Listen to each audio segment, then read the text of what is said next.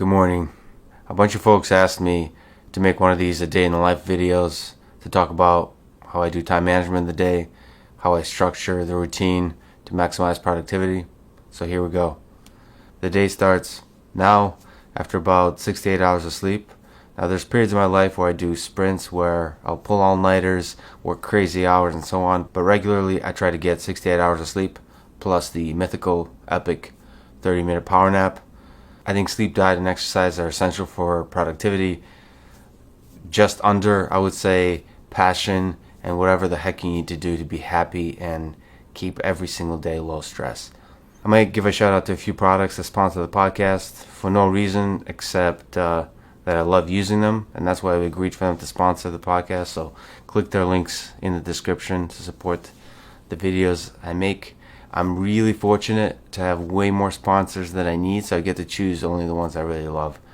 I'm generally a minimalist guy. I don't like material possessions, but this AC bed has been nice. It lets you set the temperature throughout the night. So for me, what I like is for it to cool the bed and then warms up as I wake up. It's been helping me get some restful sleep. So I start each day when I get out of bed. First thing, there's a mantra, a list that I have on a sheet of paper that I go through. So I start by reminding myself of the current set of rules and constraints on the various addictions, things that drain on my time. So that includes social media. The current rule is I only check social media when I post, which is 1, 2, or 3 times a day for no more than 10 minutes. So that's it. It's very strict. That's one of the main addictions I think that's important to control. Some people completely remove themselves from social media. I think that's one of the possible solutions. But to me, that's a little bit of an easy way out. The hardest thing to do is to really moderate the use of social media, because when you use it in moderation, it actually can bring you joy. It can really connect you with other people. It kind of makes me feel amazing when I only check it once or twice a day. But you have to be strict. And then the other rules are diet and exercise. So I make sure I exercise every single day, no matter what. Even if injured, I find a body part, any body part that's not injured, and exercise it. And then diet, I just have a strict diet that I follow within the constraints of which I can enjoy myself. So for me, that's been keto, which is a very low carb diet. So the first part of the mantra is I remind myself of those rules. It kind of sets the constraints within which the game is to be played. The second part of the mantra is gratitude.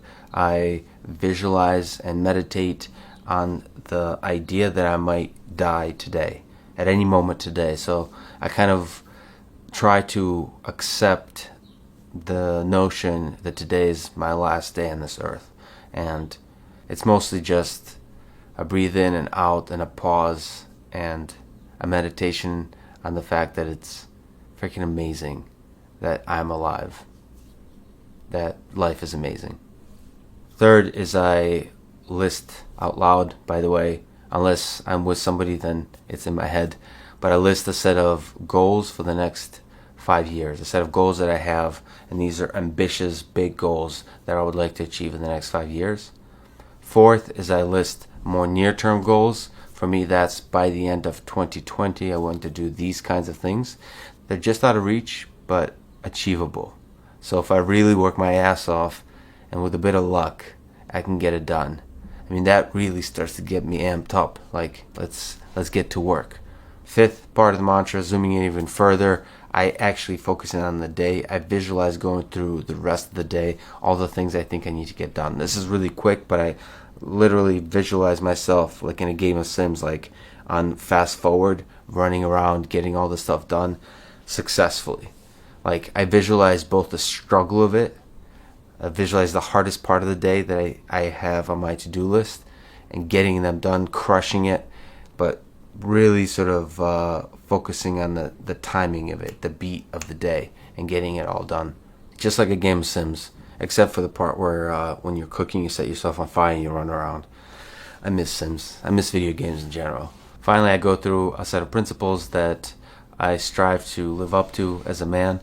Now, there's a particular set of phrases that are a little bit cliche, but I think fundamental to who I am. But they center around compassion, empathy, love, and on the other side of it is character, integrity, and strength, both physical and mental.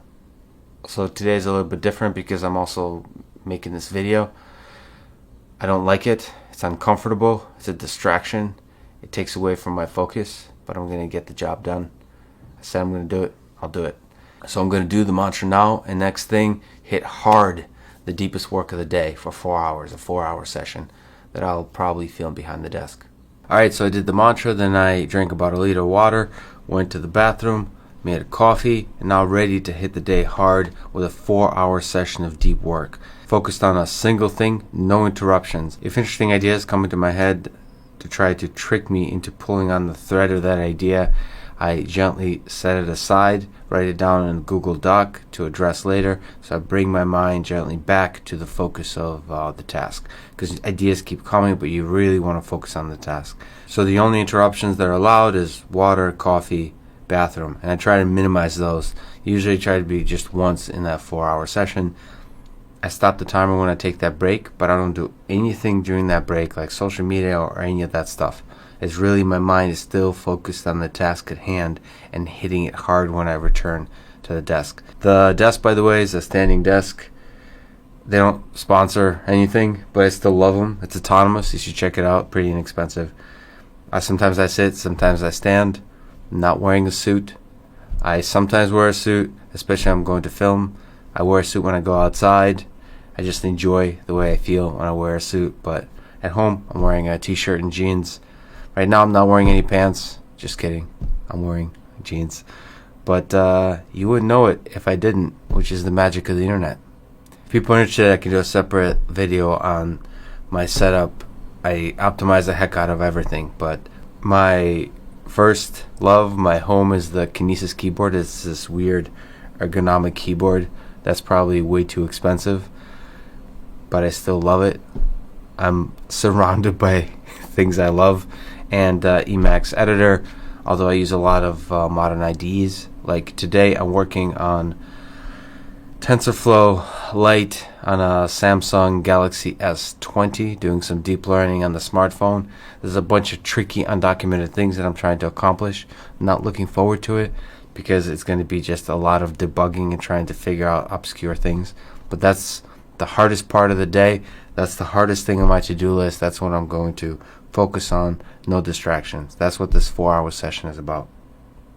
I'm usually drained but happy at the end of the session. I mean, I'm happy throughout, but I kind of dread this 4-hour session every day, which is why I hit it hard early on without reflecting, without thinking, almost like a machine.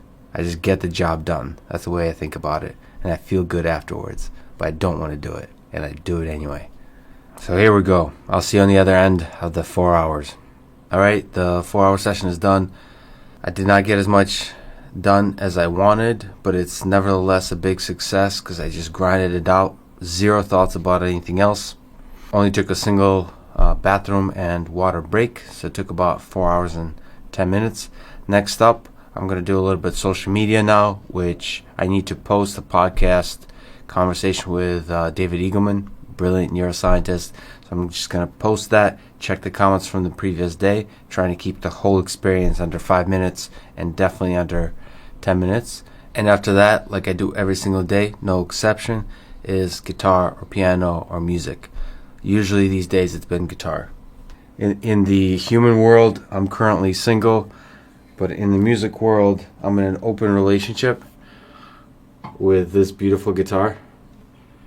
Open relationship because I sometimes cheat on her with the acoustic, but mostly electric Fender Strat, the warm bluesy sound of a Fender, kind of like the Eric Clapton, Jimi Hendrix, brings joy to my heart. So I look forward to this moment. It's an escape.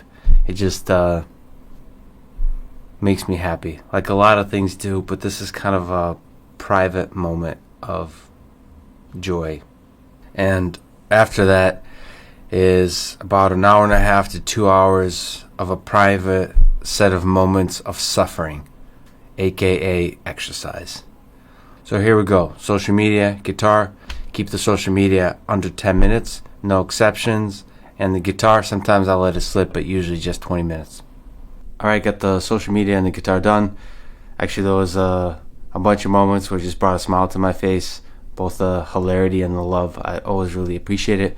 When I check social media in moderation, it really does bring me joy. So thank you for that. Now it's time to face the demons in my mind going on a long run, all the things I don't want to think about. I usually start out listening to brown noise as I run. It really focuses my mind, lets me think deeply.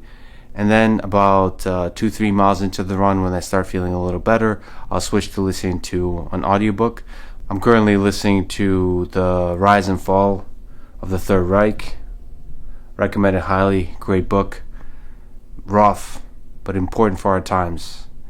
If you don't study history, you're doomed to repeat it. My current exercise routine is run a minimum of 6 miles every day. And then when I'm about 3 or 4 miles in, I decide how far more I want to go. I usually don't feel like running, but once I actually get out there, once I put some of the miles in, you start feeling good sometimes. Sometimes not. Sometimes it's the drag, but sometimes you feel really good, and then I'll do the 8, 10, maybe even 12 miles.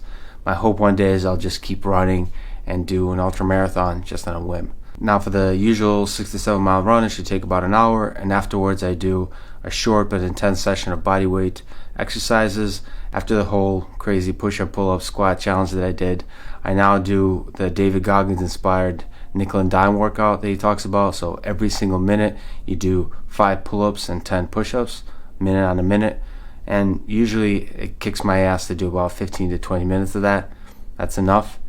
My hope one day is to get up to like 1 hour, which is really tough. Your muscles just drained, exhausted, but I find it's a really great, intense way to get the exercise in without taking too much away from your day. Hard on the mind, hard on the body, but good for the soul. By the way, all of this is fasted, so it's been about 14, 16 hours since I've eaten last. I feel great. No food, water, and I've just taken a salt pill in case I do run for a long time. It's important to have electrolytes in the body. I love exercising fasted on an empty stomach. It focuses the mind. I can actually perform extremely well. That's one of the things I've learned about myself. Everybody's different, but I've actually learned for like martial arts, for combat sports, for intense workouts even, I just personally enjoy working out fasted. So I guess based on my diet, but also on my psychology, I perform best when I'm fat adapted, which means I'm a low carb diet. It's probably deep somewhere in my Eastern European genetics that my ancestors will go without food for long periods of time and then have to wrestle a bear to the death intensely. So it seems like this is the kind of thing I enjoy doing. Not eating and then doing intense, focused, hard workouts. Makes me feel great. I enjoy it both physically and mentally. Alright, let's get to work. Alright, the exercise grind for the day is done. I did 7 miles in just over an hour, I think. It's slow pace. Really losing myself in the audiobook, to be honest. And then after that, I did 20 nickel and dimes. That's 20 minutes. Every minute, you do 10 push-ups and 5 pull-ups. It's a great quick way to exhaust the muscle. Also a really good test of mental toughness, because at least for me, at least at home, I really want to start quitting at about the 10 to 15 minute mark. Just the muscles are exhausted. You have to pause. It's just unpleasant. It takes me back to the month and a half previously that I was doing the insane challenge. So I love it. It's really quick, 20 minutes, maybe 30 minutes depending on the day, and the 1 hour of the running. Feel pretty good. Not so good about 1936, 1937 Nazi Germany, as the audiobook is covering, but yeah, really makes me think about the nature of evil. It puts everything else into context somehow. You know, studying history sometimes is a really good way to force me to stop and to acknowledge how weak my mind is and how much stronger it needs to be if I want to have a role in this world of making positive change. I think about Nazi Germany and what it means to be a hero in those times. What it means to be a person that can reverse the decline into evil. I think it's much more difficult than people realize. I think it means standing against the masses. It requires a kind of mental toughness, mental fortitude that I don't think I'm ready for, and I need to be. Most likely, hopefully, I will never have to play a role of any importance. But if I do have that opportunity, I need to be able to step up. That's what studying the 30s, the Great Depression on the United States side, and a decline into a state of terror on the European side, really makes me think. I know this is a day in the life video, but that's also my days. I, as often as possible, try to think deeply about history, about the state of the world today, about my own mind, about the science that I'm fascinated with, which is the science of intelligence and the science of engineering intelligence. After the exercise, when I jump into the shower, which contains the moment of the day that I dread the most, which is the first minute that I take a cold shower, I have a bunch of songs that I know the 1 minute mark of that I usually put on. It could be as cliche and cheesy as the Rocky soundtrack with Gonna Fly Now. I think it's the first solo is the 1 minute mark. Or Fortunate Son by CCR. Or if I really need a boost, I'm an old school Metallica fan as well. So Master Puppets, I think when he starts singing is the 1 minute mark. So here we go. And after that, I'm right back into the grind of deep work. Another 4-hour session of where I continue on a particular task focused for 4 hours straight. Today I didn't get as much done on the TensorFlow Lite side, so I'm going to probably dive right back in. But usually during the shower and a little bit afterwards, I'm thinking about like what's the right thing to be focusing on given what I was able to get done in the first 4-hour session. Alright, next. Fun time is over. We're back to the grind of deep work. The second 4-hour session of the day where I remove the rest of the world and focus on a single task. Today I'm going to continue with the TensorFlow Lite work on the Galaxy S20 for the probably entirety of the 4-hour session. Now, depending on the day, I might eat here if I'm eating twice a day. Today, I don't really feel like it. I'm really focused, really feeling good. Again, that's kind of the benefits of the whole intermittent fasting, keto, that sometimes you just don't feel like eating. You feel great. So I'm going to eat just one meal today, which will be after this 4-hour session. And I see this as a kind of sprint to the finish because the 8 hours in total of deep work is really what I aim to do every single day. The rest of the stuff, there'll be another 4-hour session, but it's often more relaxed, more all over the place, has a few more distractions, a little bit more fun and chaos, and just all over the place. These 2 4-hour sessions of deep work is really what my day is centered around. So everything is about them. This is where that war of art, the battle for focus, for gaining focus and holding on to focus, that's what it's all about. Some days are really rough. The first session today was easy. I found the focus pretty quickly and just stayed with it. Part of it is because it's kind of a new activity. It's a new phone I'm playing with, and also doing a different kind of experiment with TensorFlow Lite. So it's new. It really pulls at you, and even though it was difficult, there was no serious stumbling blocks. Like I didn't have to spend a lot of time debugging code and so on. So it was easy. Let's see what the second 4-hour session is. Sometimes it's a grind, but no matter what, the focus is always just to be present, to be there. If nothing is working, it's not happening, I still stay in that place and wait for the breakthrough. And the breakthrough always comes. Everybody's different, I think, of how they discover focus, inspiration, motivation. But I'm a big believer in the discipline of ritual. So being there, and even if you don't feel like it, still being there. Even if progress is not being made, still being there for the grind, because sometimes just minutes later, there'll be a breakthrough. That's how I feel about deep work. That's how I feel about running too. Just taking it one step at a time, because some minutes are rough and others are full of bliss. And that's just the way, the journey of hard work, the journey of doing anything difficult. I'll see you on the other end of the 4 hours.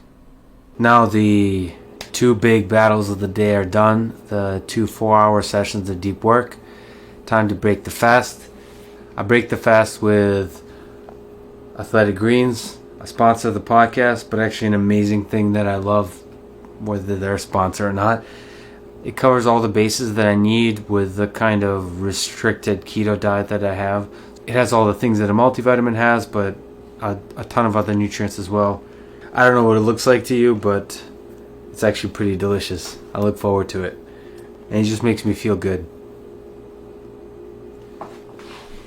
In case it's interesting, what I usually eat is some kind of meat and some kind of vegetable. So if I eat once a day, that's going to be about 2 pounds of meat, a total of 1,800 calories, 2,000 calories for the total meal.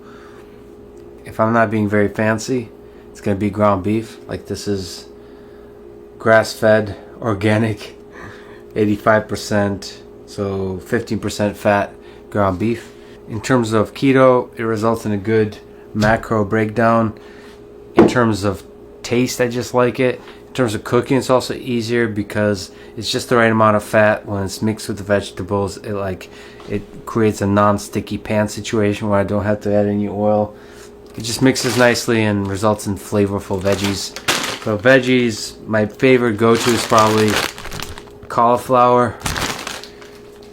Not always. When I really want to get crazy and party, I go with carrots. That's my party vegetable.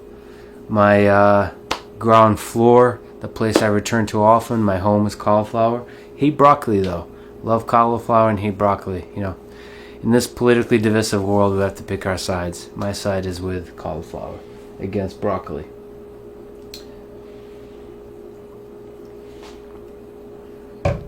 What else? So if I'm fasting or not on the keto diet, it's important to get electrolytes. This is weird. This is for long distance running. This is just sodium pills. I think 1 gram, 1,000 milligrams of sodium in pill form. Then there's magnesium glycinate. When I first started keto, I think I was getting headaches for the first few days. It's the keto flu that people talk about. The salt isn't what cured it for me. It was the magnesium. There's a bunch of ways to get potassium. I take it in pill form. It's really just to be careful to make sure you get enough electrolytes in your diet, especially when I'm fasting, especially when I'm doing a lot of exercise, to balance with the water and everything like that. Finally, I always take fish oil. Did not plan on mentioning another sponsor, but I will. Public Goods. They sell a bunch of different kinds of stuff, including fish oil. It's all good. I love the minimalist design of Public Goods stuff. Anyway, so much of nutrition science is barely a science, really. I like to just listen to my own body and do one person, one subject scientific experiments of what makes me feel good. That's how I discovered the keto diet. You know, I just look at the science to make sure it's not unhealthy, and it's not. And for the rest of it, I just see what my energy levels are like, how I feel throughout the day in terms of mental performance, in terms of physical performance, all that kind of stuff. Same with the nutrients. It's pretty minimalist, so I do take stuff. If I miss days where I don't take electrolytes or fish oil, it doesn't really matter. But I feel good. But I find it's nice to make sure you're getting all the nutrients at least regularly. And like I said, Athletic Greens help make sure I cover all bases about all the weird stuff that I should be getting and I'm not even aware of. So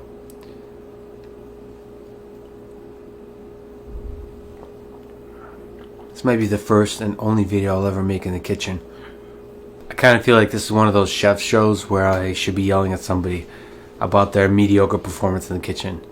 So I throw the veggies into boiling water, then drain the water, then throw in the meat, and then I guess broil it, or whatever the heck the term is. The entire thing takes about 20 minutes, but I only really participate in the last 5 minutes when it's broiling and I mix it. And sorry if broiling is not the right term. I don't know what I'm doing, okay? Anyway, it's super easy. I enjoy it. It's delicious. I throw some salt-based spices in there, and the final result kind of tastes amazing, makes me happy. After I make the meal, I'll probably overlay the video of what the final result looks like. I'll often eat it behind the desk, sort of thinking deeply about something, oftentimes about the thing I'm going to do in the next 4-hour session. Just kind of relaxing, enjoying the food, but also just thinking. Of course, if there was somebody else here with me, I'll be enjoying the meal with them. There's nothing more beautiful than connecting with other human beings over some delicious food. Okay, here we go. Alright, I'm done eating, feeling pretty good. Don't feel like being on video, but by the way, wearing a 2001 Space Odyssey shirt. This is where I might be wearing a suit if I'm doing filming, if I just feel like it. So the next 4-hour session is more relaxed kind of work. It's still really focused, but there's a bunch of tasks. This is where I might do the email check. Now my rule with email, I check email most 3 times a day, and the first 2 times is just to check for emergencies or respond to an email that takes like less than 30 seconds to respond to and is kind of important. The third session, which is during this 4-hour period, is when I actually try to spend no more than an hour, but I go through the emails, I read them. These days, I'm so freaking lucky to be getting just a lot of kind, thoughtful messages. So I just take them in. It brings me joy. It brings a smile to my face. One of the favorite things of the day for me. And I also, if there's like some of the stuff I have to deal with, I respond to those emails. That's actually at the end of the 4-hour session. Now I would also be doing video editing, any kind of filming I'm doing, any kind of website design stuff, and also the continuation of the deep work. So today I didn't finish the TensorFlow Lite thing, but I'm close. So I'm going to probably spend 1 hour on doing some more TensorFlow. Then I'm going to do 2 hours for video editing a podcast that I need to be working on. I usually try to put in an hour or 2 a day of podcast related stuff. I need to outsource it, I really do, but for now I'm doing it. And then the last hour would be the checking the email and so on. And after those 4 hours, I do 2+ hours of reading, 1 hour paper, 1 hour plus of literature. But we'll get to that. First, this 4 hours, I'm back to it. TensorFlow for an hour, 2 hours of podcast editing, and then 1 hour of email. Again, very few distractions, very few breaks. On days like today, when I'm feeling really good, really energetic, this third 4-hour session, I try to make as good as the first 2 in terms of the deep focus that I achieve. Also, this time is for when I don't feel great, I can just lay down and watch some Netflix, watch some documentaries on YouTube, hang out with friends. If I had a girlfriend, this would be girlfriend time. Netflix and chill. For now, I'm doing just the Netflix part of that. Anyway, today's deep work, but starting now on any particular day, this is where the possibilities of chaos are wide open. So I can just do whatever the hell I want. I got some Jack Daniels, I got some Stoli, Smirnoff vodka, I got some peanut butter flavored whiskey. So I don't drink very often, pretty rarely actually, but the possibility is always there. The night is always full of possibilities. I'm a big fan of a random adventure and just being lost in it. This is the time for that to happen. But today, as far as I know, is TensorFlow, Adobe Premiere, some email, then some papers, and some Dostoevsky. Let's go. Alright, I got the 4-hour session done. Took just a few minutes longer. I got all of the email done. I got podcast editing, and actually just got that done in just over an hour, so I had some time to do podcast prep where I'm doing some research for a couple of upcoming conversations. And of course the TensorFlow thing, still didn't wrap it up, but put it in the hour. That's on the plate for tomorrow to start again. Programming is a grind. What are you going to do? But I feel really good. I really feel good about the day. I don't know if this is a good day in the life video, but it's a good day in my life. Maybe not exactly in the sense that it all went perfectly, but in the sense that I put in a very large number of hours of deep focus. I resisted the urge to become distracted. I resisted all of the usual urges. I mean, that's a daily fight, and I won it today. But it's not over. So next, I'm going to do 1 hour of paper reading. I have a whole system of papers I read. There is every single day I read at least one paper. Today I'm skimming 2 machine learning type neuroscience papers that somebody suggested to me based on the Matt Botvinnik conversation. And then I'm also doing a deeper read still. This is the second session of it for the GPT-3 paper. I'm thinking of making a couple of videos on GPT-3 and just making sure I get all the details right. There's a bunch of open questions that are not yet understood about GPT-3, I think. And one of the things I do when I read papers is think. Think outside of what the word is just saying. There's obviously all kinds of different papers. The ones I'm reading today, both the neuroscience side and GPT-3, are very easy to understand.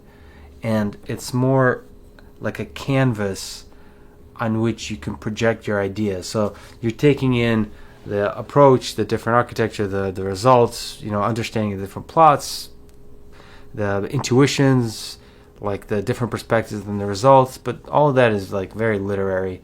Like a single pass of that paper is almost enough, at least so far. But what the whole purpose of the process is for me reading a paper like that is to think deeply beyond the paper, to think what are the deep questions to ask. And that's what I do with paper reading. Again, I have a whole system that's maybe for another video if anyone gives a damn. That hour is usually pretty painful, so I usually keep it to an hour. Like I literally sometimes am counting down to when I reach an hour, because it's kind of hard work. It really requires focus. After that is a little bit more fun reading. It's nonfiction or fiction, depending. Right now I'm working through the major novels of Dostoevsky, because I'm going to be talking to Tolstoy, Dostoevsky, Chekhov translators. I don't know when exactly, but in a few months, maybe in a month, I'll be going to Paris to talk to them. So I'm rereading Dostoevsky. I finished The Idiot. I'm now working through Crime and Punishment, reading it in English, but I'm also going to try to get to listening to it in Russian, like taking it in both languages and trying to understand the music of the different languages and how they interact, how they connect, what is the gap, what are the things that are lost in translation, that kind of thing. Sometimes I do it at the desk. Sometimes I do it on the bed, going back and forth. When I have a lot of energy, like I do now, got a little bit of coffee in me, I'll just chill on the bed and read the papers and the books. When I'm starting to get a little bit tired, I'll jump over to the desk and back and forth. So that's it.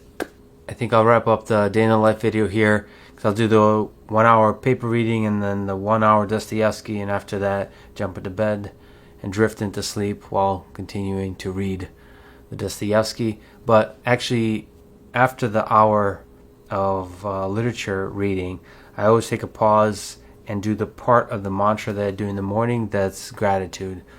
Again, it's being thankful that I'm alive, that I survived another day, looking forward to the next day, and just be grateful for all of the moments that are full of joy in the day.